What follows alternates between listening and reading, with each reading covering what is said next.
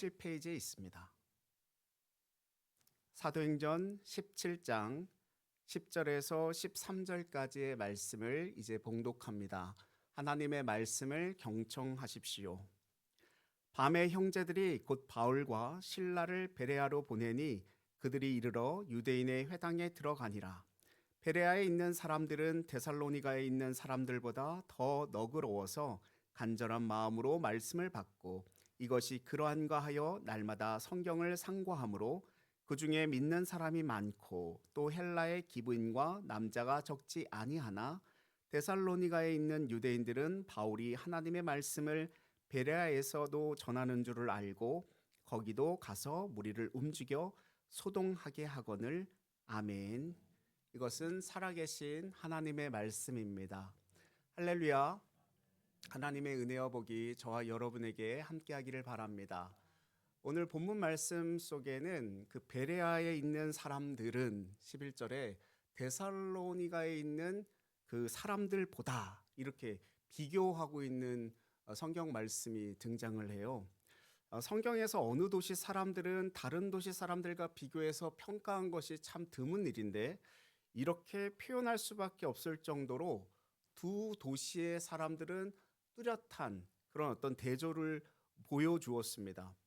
저번 주에 저희가 사도행전 17장 1절에서 9절까지의 말씀을 통해서 데살로니가에 있는 어떤 일들, 그런 어떤 소동들을 함께 나누었었는데 사도 바울 일행이 빌립보로부터 데살로니가로 들어갔을 때 먼저 들어가서 유대인의 회당에 기도하고 복음을 전했더니 믿는 이들이 생겨났습니다. 그리고 특별히 그곳에 있는 기브인들, 그 사람들이 믿기 시작했단 말이에요.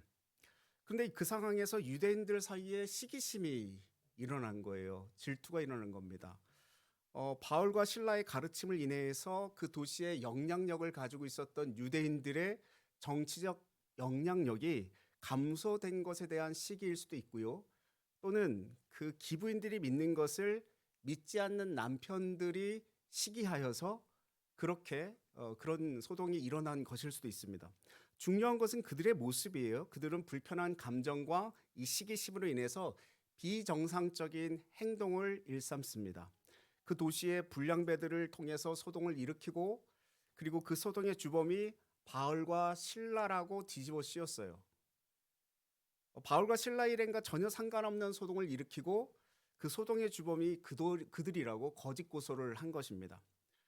바울과 실라가 위험에 봉착했지만 믿음의 형제 그 야손이라고 하는 사람의 보호를 통해서 잡혀가지 않게 되어지고요. 그 빌립보라는 다르게 데살로니가에서는 이렇게 그들의 어떤 피신할 수 있도록 도와주어서 이제 이동한 곳이 오늘 이제 우리가 본문에 보고 있는 베레아라고 하는 지역으로 이동을 하게 된 것입니다. 올림푸스 산맥 중간에 있는 도시인데요. 이 베레아라고 하는 곳에 도착했을 때 사도 바울은 여전히 끊임없이 또 유대인 회당을 찾아서 그곳에 들어가서 또 복음을 전합니다. 이 사도 바울의 이 여정을 한번 잘 생각해 보면요. 어떻게 이렇게 끈질기게 연속성을 가지고 지속성을 가지고 누구한테 두들겨 맞든 의심을 받든 감옥에 들어가든 계속 뭘 하고 있습니까? 복음을 증거하고 있어요. 가는 곳마다 유대인 회당을 찾아 들어가서 기도하고 복음을 전하고 그들에게 회심할 수 있도록 그런 어떤 동기를 계속 부여하고 있는 사도 바울의 모습을 보게 되는데 이곳에서도 가서 복음을 전했다라는 거예요. 그런데 베레아 사람들의 태도와 그 모습이 다른 곳, 그 데살로니가에 있는 사람들보다 다른 차이가 있었다라고 성경이 말씀해주고 있는 거죠. 11절 말씀 한번 같이 읽어보겠습니다. 같이 읽습니다. 베레아에 있는 사람들은 데살로니가에 있는 사람들보다 더 너그러워서 간절한 마음으로 말씀을 받고 이것이 그러한가 하여 날마다 성경을 상고함으로. 아멘. 이 베레아 사람들은 데살로니가 사람들보다 너그러운 사람들이었다. 성경이 개역 개정 한글은 그 개역 개정 성경은 우리에게 그렇게 말씀해주고 있는데 제가 이 너그러운의 성경 그 대역본들을 다 찾아보니까 다 다르게 표현을 하고 있는 것을 보게 되어집니다. 개역 한글은 뭐라고 기억 나실지 모르겠는데 신사적이다 이렇게 표현을 해놓았었어요. 공동 번역서에는요 마음이 트인 사람들 그렇게 말씀을 하고 있고요. 새 번역은 고상한 사람들 그리고 우리말 번역에는 교양 있는 사람들 이렇게 번역을 해놓았습니다. 영어 성경은 NIV는 뭐라고 표현해놨냐면 more noble character than 이렇게 표현했어요. 그러니까 보다 고결한 품성을 가지고 있는 사람들 뭐 이렇게 표현을 해놓았거든요. 도대체 어떤 모습이었길래 그들에게 이런 어떤 모습으로 성경은 이야기하고 있는가 하는 것입니다. 먼저는요, 그들은 열린 마음으로 편견 없이 들려오는 말씀에 귀를 기울인 사람들이었습니다. 이게 쉬운 일 아닙니다. 간절한 마음으로 말씀을 받아들였다라고 했는데 이것은 이미 예수님을 믿은 사람들이 좀 더 나은 깨달음을 얻기 위해서 귀를 기울이고 관심을 갖고 뭔가 눈이 반짝반짝해져 가지고 내가 저거 더 알아야지, 더 내가 한번 들어봐야지 이런 마음으로 받는 것이 아니라 이 사람들은 지금 어떤 사람들입니까? 복음을 들어본 적이 없는 사람들이에요. 예수 그리스도의 복음을 한 번도 접해본 적이 없어요. 지금 듣고 있는 이 말은요, 이들이 생전 처음 듣는 말이란 말입니다. 교회에 처음 오시면 이 강단에서 선포되어지는 말씀이 무슨 말인지 잘 모르잖아요. 성경적 용어도 그렇고 지명도 그렇고 이름도 그렇고 우리나라 언어로 표현되어 있지만 이게 익숙하지 않아서 도대체 무슨 말인지 잘 몰라요. 관심도 별로 없어요. 그래서 그 중학생 중에 한 명이 저에게 설교 시간에 그 설교를 듣는 게 외계어로 말하는 것 같다. 이렇게 말을 했단 말입니다. 좋은 말인 거는 같은데 어렵고 따분하고 지루하고 그렇게 느껴지는 게 보통이지 않습니까? 여기 계신 분들은 아닌 것 같은데 엄청 집중을 잘하고 계셔서. 근데 보통 다 그렇단 말입니다. 하나님의 말씀을 처음 이렇게 접하게 된 사람들은요, 이 말씀이 도통 무슨 말인지 몰라요. 이해도 잘 안 되고요. 되게 어렵고 지루하고 따분하고 내가 여기 왜 앉아 있나 뭐 이런 생각도 들기도 하고 그게 보통이란 말입니다. 그런데 이 사람들은 이미 말씀을 잘 아는 사람들이 그 말씀을 사모하여서 열정적으로 그것을 더 알아보려고 더 느껴보려고 더 깨우쳐 보려고 그렇게 달려들어서 듣는 그런 게 아니라 자발적으로 마음을 열었다라는 거예요. 처음 말씀을 듣는데도 불구하고. 기적이죠, 기적. 대부분의 사람들은요, 한 번도 들어보지 못한 사실을 듣게 되면요, 마음 문을 닫아버립니다. 그것이 어떤 사실인지 어떤 주장인지 들어보려고도 하지 않아요. 관심도 없고요. 그만큼 우리는요, 편견과 아직과 자기 생각에 갇혀 있는 사람들일지도 모릅니다. 그런데 이 베레아 성도들은 달랐다라는 거예요. 이 너그러운이라고 하는 이 단어의 헬라어를 제가 찾아보니까요, 유게네스라고 하는 단어를 사용했거든요. 이것을 풀어서 설명하면 이런 뜻을 가지고 있습니다. 자신의 편견을 내려놓고 스스로 생각의 문을 열어서 귀를 기울일 줄 아는 자세. 참 좋은 말이죠. 자기의 편견을 내려놓고 스스로의 생각의 문을 열어서 귀를 기울일 줄 아는 자세. 저 여러분이 다 이런 분이 되셨으면 좋겠습니다.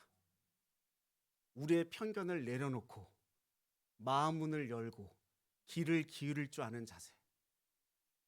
이거에 딱 부합하는 단어가 경청 아닙니까? 경청. 귀 기울여 듣는 거예요. 마음 문을 열어서. 근데 우리의 대다수의 우리들의 모습은 어떠냐면 뭔가 얘기하려고 그러면 그냥 말문을 막아버려요. 듣기 싫다라는 거죠. 하지 마라, 그 말 하지 마. 듣기 싫어. 그렇게 해버려요. 사람의 말을 잘 안 들으려고 해요. 내가 가지고 있는 생각이 옳고 내가 가지고 있는 이 마음이 옳고 내가 가지고 있는 이 가치관이 옳은 거야. 더 이상 얘기하지 마. 왜 나를 가르치려고 들어? 설명하지 마. 뭐 이렇게 얘기하는 경우가 되게 많단 말입니다. 사람의 품격이 여기서 나타나는 거 아닙니까? 그러니까 교양 있는 사람은요, 사람의 말을 잘 들을 줄 아는 사람이에요. 생각하지 못했던 주장이 들려올 때 그것을 편견 없이 마음을 열어서 귀 기를 줄 아는 것입니다. 이것은 아무 생각 없이 자기의 생각 없이 그냥 거기에 휩쓸려 가는 것을 뜻하는 것은 아닙니다. 어떤 주장인지에 대해서 생각을 열고 들어볼 줄 아는 자세인 거죠. 이게 교양 아닙니까? 믿지 않는 사람들, 다른 세계관 속에 있었던 사람들이 이런 열린 마음을 가지고 사도 바울 그 일행의 이야기를 듣고 있었다라는 건 참 놀라운 일이라고 생각이 들어요. 제가 전혀 예수 그리스도를 믿지 않는 사람들 앞에 가가지고 설교를 한 적이 있었어요. 제가 일생일 때 가장 큰 위기더라고요. 아무도 제 얘기를 들으려고 하지 않아요. 다 각기 자기 소양에 오른 대로 말하고 행동하고 다른 거 보고 있고, 제 눈하고 아이 컨택하는 사람들이 한두 명 정도 있을까 말까. 정말 어렵더라고요. 근데 지금 이 베레아에 있는 성도들은 그런 게 아니에요. 처음 듣는 말인데도 불구하고 저 말이 무슨 말인가? 저 사람들은 왜 저 말을 하고 있는가? 그렇게 귀 기울여서 마음을 열고 있다라는 거죠. 근데 데살로니가 사람들은 어떻게 했습니까? 시기심으로 바울과 실라가 전하는 말씀이 어떤 말씀인지 들어보지도 않고 왜곡된 감정으로 소동을 일으키죠. 다른 사람의 생각을 들을 줄 모르는 사람들, 자기 생각에 갇혀 있는 사람들, 편견에 갇혀 있는 사람들이었습니다. 반대로 베레아 사람들은 간절한 마음으로 말씀을 받았다. 이 간절한 마음이라고 하는 것은 마음을 열었다라고 하는 것을 뜻하는 것이거든요. 자발적으로 생각을 열 줄 아는 사람들이었던 거죠. 말씀을 받아들인다라고 하는 것은 어떤 의미냐면요. 우리가 살아가고 있는 역사 밖으로부터 주어지는 하나님의 말씀, 하나님의 계시를 받아들이는 것입니다. 인간은요, 스스로 언제 어떤 존재인지 알 수 없어요. 하나님이 말씀해 주시고 진실을 알려주실 때 나라고 하는 존재가 어떤 존재인지를 알게 되는 거거든요. 성경은 역사 속에서 사람들에 의해서 만들어진 것이 아니라 인간과 역사 밖에 초월해 계신 하나님이 일하시는 것, 그게 성경의 역사입니다. 시간 속에 갇혀 있는 사람들이 어떻게 시간의 의미를 알 수 있겠습니까? 영원하신 분으로부터 우리 인생을 보고 역사를 보고 인생을 봐야 의미를 깨달을 수 있게 되어지는 것이죠. 그러니까 인간 밖에서 인간을 봐야 인간을 바로 알 수 있게 되어진다는 거예요. 근데 우리는 죽었다 깨어나도 우리 자신을 밖에서 볼 수 있는 능력이 안 돼요. 그러니까 우리는 우리 자신을 잘 모르는 존재들인 거죠. 하나님이 말씀해 주셔야, 진리로 밝혀 주셔야, 진리로 조명해 주셔야 우리 존재가 어떤 존재인지, 나라고 하는 그 인간이 어떤 말을 하고 어떤 생각을 하고 어떤 가치를 가지고 살아가는 존재인지를 알게 된다라는 것입니다. 마찬가지로 역사 밖에서 역사를 보아야 역사가 보이는 거예요. 성경의 신비가 거기 있는 거 아닙니까? 성경을 통해서 인간을 창조하신 하나님이 계시고 역사 밖에 계신 하나님이 역사를 뚫고 들어오셔가지고 행하신 일들을 통해서 역사의 의미를 우리가 보게 되어지는 거죠. 창조주이신 하나님의 눈으로 보아야 인간이 어떤 존재인지를 알아요. 왜 그렇습니까? 인간을 만드신 분이 하나님이시기에. 그분의 눈으로 봐야 인간이 어떤 존재인지를 알 수 있습니다. 역사를 주관하시는 하나님의 관점에서 보아야 역사의 흐름이 어떻게 되는지를 알 수 있게 되어지는 것이죠. 그래서 말씀을 받아들인다라고 하는 것은요, 우리의 생각이나 역사 안에 우리를 가둬놓고 우리 인생을 보는 것이 아닙니다. 역사 밖에서 우리를 조명하시는 하나님의 계시, 그 말씀으로 우리를 보는 거예요. 제가 대한민국에 대한 생각을 다시 하게 되었던 그 큰 어떤 시간들, 전환점이 되었던 시간들이 있었는데, 그때가 언제였냐면 제가 잠시 유학하던 시간이었어요. 그 다른 나라에서 대한민국에 대한 평가와 대한민국에 대한 생각과 대한민국을 갖고 있는, 대한민국을 바라보는 그 시점과 관점이 우리나라에서 보는 것과 전혀 다른 거예요. 내가 생각했던 한국이 아닌 거예요. 그 나라에서 바라보니까 대한민국이 어떻게 보면 세상의 모든 사람들에게 저평가되기도 하고 어떻게 보면 우리가 생각한 것보다 훨씬 더 높게 평가하고 있는 세상의 가치관들이 분명히 존재하더라는 거죠. 아, 내가 대한민국의 사람으로서 자긍심을 갖고 내가 어떻게 살아가야 될지, 어떤 꿈을 펼쳐야 될지에 대한 생각을 다시 갖게 했던 건 그 시점과 그 관점에서 바라보았기 때문에 그래요. 우리가요, 하나님의 말씀으로 우리 자신을 볼 때, 또 세상을 볼 때, 우리가 어떻게 살아가야 하는지, 무엇을 해야 되는지에 대한 정확한 답이 나오기 시작합니다. 그냥 흘러가는 대로, 아, 시간이 나를 이끌어가는 대로 그냥 따라가면서 살아가는 삶이 아니라 정말 내가 어떻게 하나님의 인도하심 속에서 하나님의 사람으로 교양 있는 믿음의 삶을 살아갈 수 있게 되어지는지가 분명히 보여지는 것이죠. 그래서 베레아 사람들이 교양 있는 사람들이어서라고 표현한 것은요, 그들이 들어보지 못한 말씀 속에서 자신의 모습을 볼 수 있었기 때문에 그렇습니다. 이것을 고결한 신앙이라고 얘기하고요, 교양 있는 그리스도인이라고 말하고 있는 겁니다. 그리고 또 한 가지, 그들이 자신들이 듣게 된 말씀이 과연 진리인지를 검증했어요. 날마다 성경을 상고했다라고 하는데, 상고하다라고 하는 이 말은 헬라어로 아나크리노라고 하는 말을 사용했습니다. 이거는 자세히 조사하다, 신문하다라는 뜻입니다. 그러니까 말씀이 사실인지 아닌지를 알아보려고 하는 신앙, 그게 베레아 성도들에게 있었다라는 겁니다. 베레아 사람들은요, 말씀을 무턱대고 수용하지 않았습니다. 제가 어릴 때 그 교회 다니면 강단에서 목사님이 묻지 마, 무조건 믿어, 이렇게 말씀하셨던 걸 참 많이 들었어요.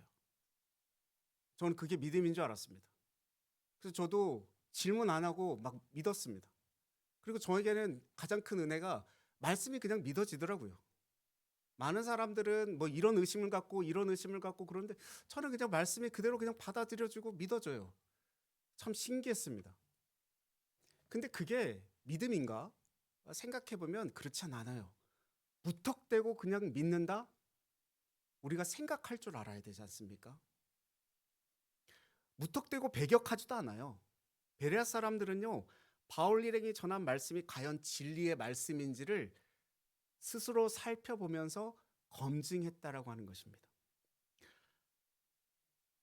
그런 말씀을 통해서 선포되어지는 말씀을 통해서 여러분들이 받아들여질 때 이 마음속에 새겨진 것, 그리고 머릿속으로 떠오른 무언가가 있을 때 성경을 펴서 한번 살펴보셔야 돼요. 우리가 예배 끝나면 아, 그렇지, 이걸로 끝나는 게 아니고 성경을 집에 가셔서 다시 한번 살펴보십시오. 다시 한번 읽어보십시오. 다시 한번 곱씹어보고 아, 이것이 어떠한지, 정말 그러한지 이것을 생각해 보아야 된다라는 겁니다. 성경은요, 수없이 많은 시간 동안 세밀한 검증대 위에 섰습니다. 성경이 믿을 수 없는 인간이 만든 책이라고 주장했던 수많은 사람들이 있었거든요. 그 17세기 후반에 태어나서 18세기에 그 많은 업적을 이루었던 볼테르라고 하는 철학자가 있는데요. 볼테르는 뭐라고 이야기를 했냐면 자기가 살아가는 이 세기가 끝나기 전 성경은 사라질 거라고 이야기했습니다. 그리고 교회는 불타 없어질 거라고 이야기했어요. 그리고 실제로 볼테르는요, 이 강단에 서 가지고 연설을 하면서 하나님이 지금 살아계시다면 지금 하나님을 비판하고 하나님을 저주하고 하나님에 대한 욕되게 하는 나를 벼락을 맞아서 죽게 할 것이다. 근데 내가 죽지 않지 않냐? 그러니 하나님이 살아계시지 않다라고 얘기했단 말이에요. 사람들은 환호했습니다. 저 말이 맞지? 저 사람이 말하는 것이 사실이라면 하나님이 저 사람을 지금 벼락을 맞게 하든 뭐 병이 걸려서 죽게 하든 죽게 해야 되는데 죽지 않는다 라고 이야기했어요. 근데 그의 말로는 굉장히 처참한 죽음을 맞이했다라고 그 역사서는 기록하고 있거든요. 그리고 놀랍게도 그 볼테르가 살았던 집, 그 볼테르가 죽고 나서 20년이 지난 다음에 베네바 그 성경협회에서 그 볼테르의 집을 사가지고 성경을 인쇄하는 인쇄소로 삼았습니다. 이 참 하나님의 놀라운 역설이라고 저는 생각이 들거든요. 성경이 진리가 아니라고 주장했던 수많은 사람들이 성경의 진리를 나중에 깨닫게 되고요. 견고하게 살고 있다라는 것을 우리는 역사를 통해서 계속 보게 됩니다. 하나님은 질문하는 것을 차단하시는 분이 아니셔요. 믿어지지가 않는데 던지는 질문을 하나님이 다 받아주신다라는 거죠.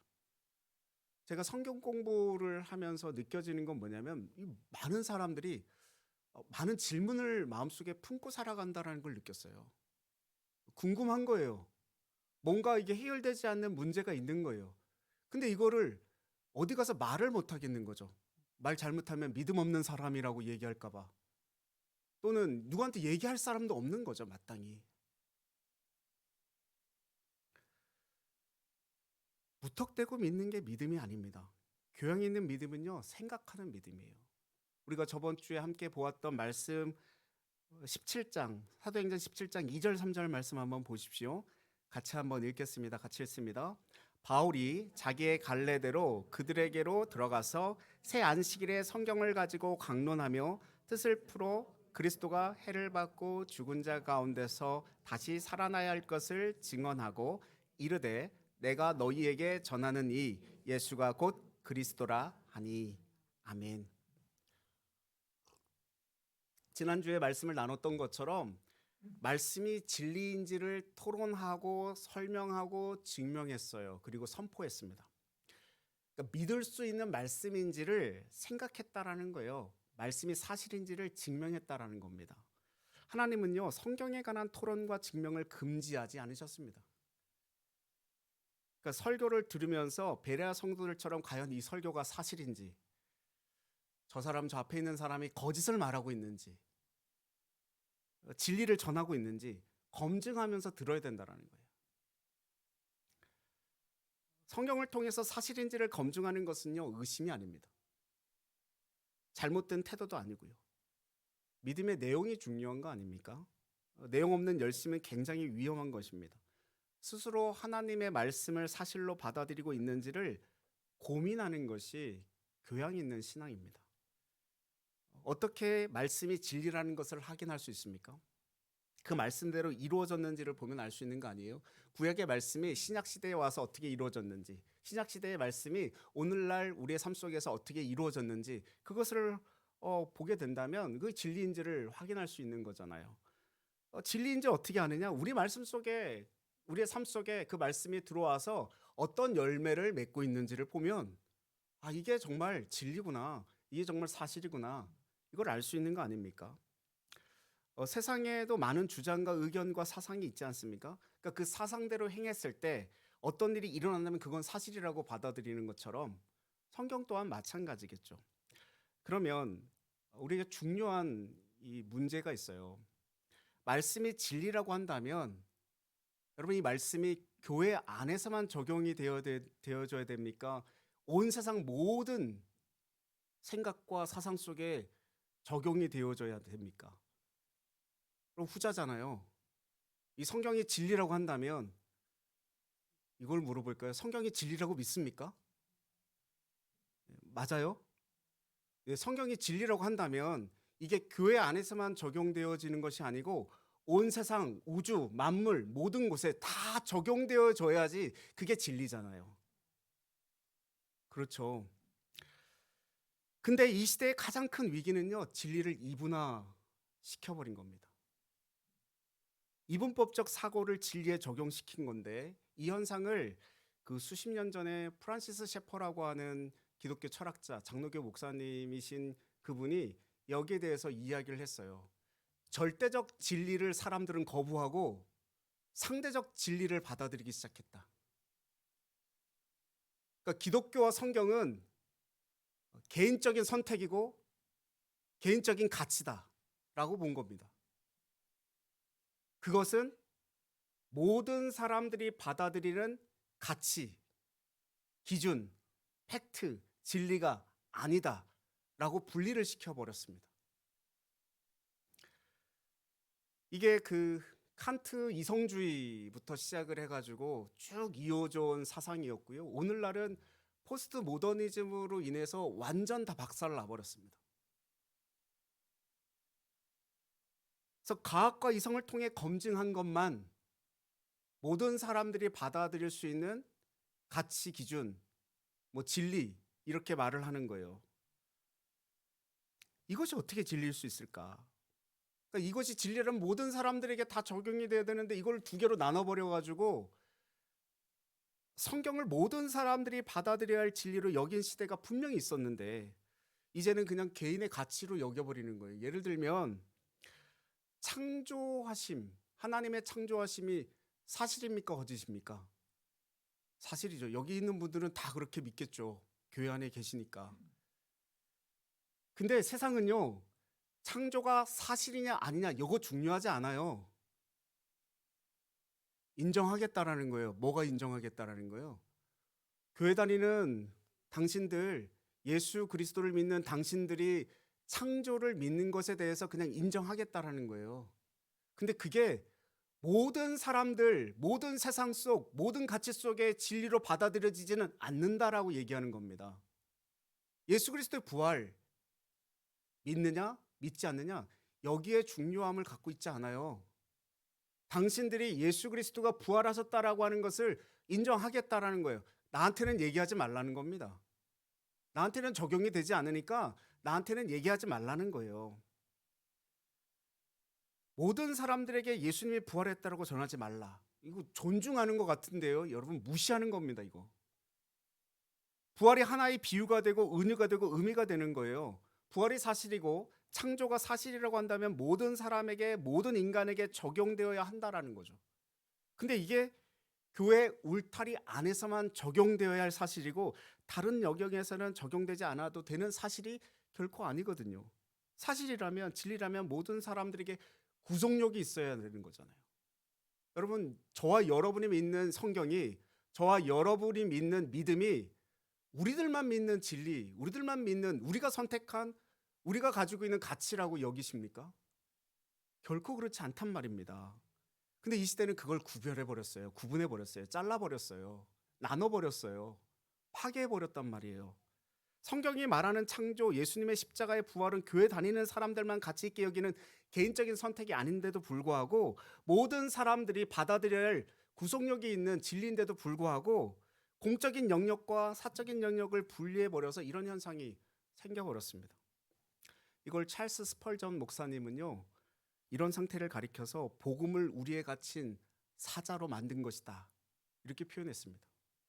복음을 문화적 포로 상태로 만든 것이다, 이렇게 표현했어요. 말씀이 사실이라고 한다면 교회에서만 아니라 세상의 정치에도 경제에도 문화에서도 사실이어야 하고 진리여야 합니다. 모든 영역에서 사실이어야 하는 거잖아요. 교회 울타리 안에서만 갖춰진 종교적 가치가 우리가 믿는 진리라고 한다면 그게 진리일 수 있습니까? 모든 역사와 사람들에게 적용되어야 할 총체적 진리가 우리가 믿는 진리예요. 저와 여러분이 믿는 예수 그리스도, 그 부활, 하나님의 창조하심, 그거란 말입니다. 근데 이 시대 사람들은 성경이 말하는 진리, 예수님을 믿는 사람들이 믿는 진리를 들어보려고 하지 않습니다. 그것은 그들의 선택이고 가치이지 들어볼 가치가 없다고 생각하는 거죠. 뭐를 잃어버린 겁니까? 교양을 잃어버린 거예요. 그들의 편견을 깨고 마음을 열고 귀를 기울여서 들으려고 하는 마음이 다 사라진 겁니다. 제2차 세계대전 와중에 BBC 방송에서 기독교의 기본 진리에 대해서 C.S. 로이스 방송을 할 때 아무도 그를 막는 사람이 없었어요. 그때 그 방송이 선포되어질 때 많은 사람들은 그것을 보편적 진리로 받아들인 겁니다. 그러나 오늘 이 시대는 어떻습니까? 진리가 무엇인지 들어보려고 하는 교양을 다 잃어버렸어요. 복음을 전하는 것도, 예수 그리스도의 이름을 이야기하는 것도 아니라고 이야기하는 시대가 되어버렸습니다. 이게 과연 진리인지 역사를 통해 말씀을 통해 증명해 보려고 하지도 않아요. 이게 진리라면 모든 시대 사람들이 받아들여야 할 구속력이 있다라는 것, 그걸 인정하지 않는 거죠. 우리는요, 하나님의 말씀이 우리 모두에게 가치 있는 책이라고 여기기 위해 믿는 것은 아닙니다. 이것이 진리이기 때문에 우리에게 가치가 있는 거예요. 이 순서가 되게 중요한 겁니다. 이 순서 바뀌지 마십시오. 교회가 많고 성경이 좋은 책이라고 여기기 때문에 말씀에 배우는 것은 아닙니다. 말씀이 진리이고 사실이기 때문에 믿는 것이고 받아들이는 거예요.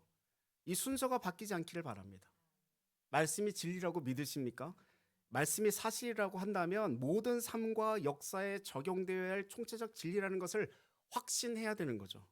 우리가 믿는 하나님이, 그 하나님의 말씀이 계시라고 진리라고 믿는다면 저와 여러분의 삶 속에 그것이 증명되어져야 된다라는 거예요.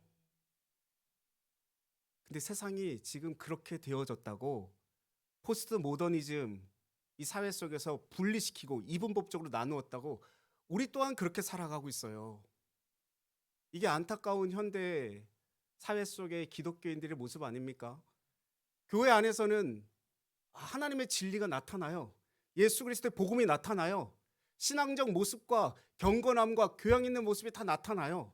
근데 교회 밖을 벗어나면 가정에서는, 직장에서는, 정치에서는, 경제에서는, 문화에서는 기독교적 생각과 기독교적 가치관과 기독교적 진리를 다 벗어버리고 세상의 문화와 세상의 흐름 속에 그냥 나의 몸을 맡겨서 살아간단 말이에요. 왜요? 그렇지 않으면 내가 뒤처진다고 생각해요. 그렇지 않으면 내가 그 사람들보다 못하다고 생각을 해요. 여러분, 우리의 삶은요, 기독교 진리를 계속해서 펼쳐나가야 되고 증명해내야 돼요. 세상 속에서. 그 예배가 삶이 되고 삶이 예배가 되는, 언제나 어디서나 그리스도인의 삶을 살아가는 사람들이 저와 여러분이어야 되지 않습니까? 그래서 지금 저 사람들 마음을 닫고 편견을 가지고 들어보려고 하지 않는 그 사람들에게 어떻게 지금 우리가 믿고 있는 진리가, 우리가 바라보고 있는 예수 그리스도의 복음이 진짜야, 진짜 가치를 가지고 있어라고 하는 것을 어떻게 보여줄 수 있습니까?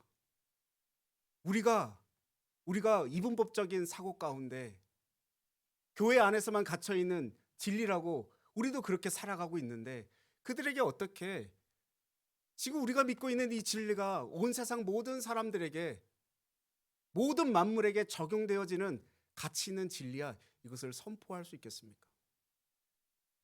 여러분, 그걸 선포하려면요, 우리의 삶으로, 우리의 모습으로, 우리의 행동으로, 우리의 말로 증명되어져야만 그들에게 보여질 수 있는 거예요. 이것이 베레아 사람들이 보여줬던 교양 있는 그리스도인의 모습입니다. 말씀이 진리이고 사실이라면 저와 여러분이 그 말씀 앞에 순종했으면 좋겠습니다. 모든 삶에 적용했으면 좋겠어요. 삶의 예배로 이어졌으면 좋겠습니다. 그래서 저와 여러분 이 안에 속한 모두가 오늘 베레아 성도들이 보여줬던 교양 있는 그리스도인, 품격 있는 그리스도인, 좀 더 고결한 믿음의 삶을 살아가는 저와 여러분 다 될 수 있기를 주님의 이름으로 축원드립니다. 기도하겠습니다. 살아계신 하나님 아버지, 저희를 불러주셔서 감사합니다. 하나님의 말씀이 교회 안에서뿐 아니라 총체적 진리라고 하는 것을 믿고 확신합니다.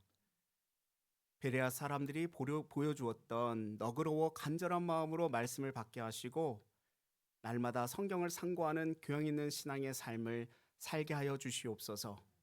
세상을 향한 메신저로서 먼저 나 자신을 살펴보게 하시고 그리스도 안에서 거룩함을 지키고 흠없이 살아가게 하옵소서. 하나님 앞에 합당함으로 공동체와 하나님과의 관계가 온전히 회복되게 하시며 변화를 이루는 거룩한 주의 자녀들이 다 되게 하여 주옵소서. 예수님의 이름으로 기도하옵나이다. 아멘.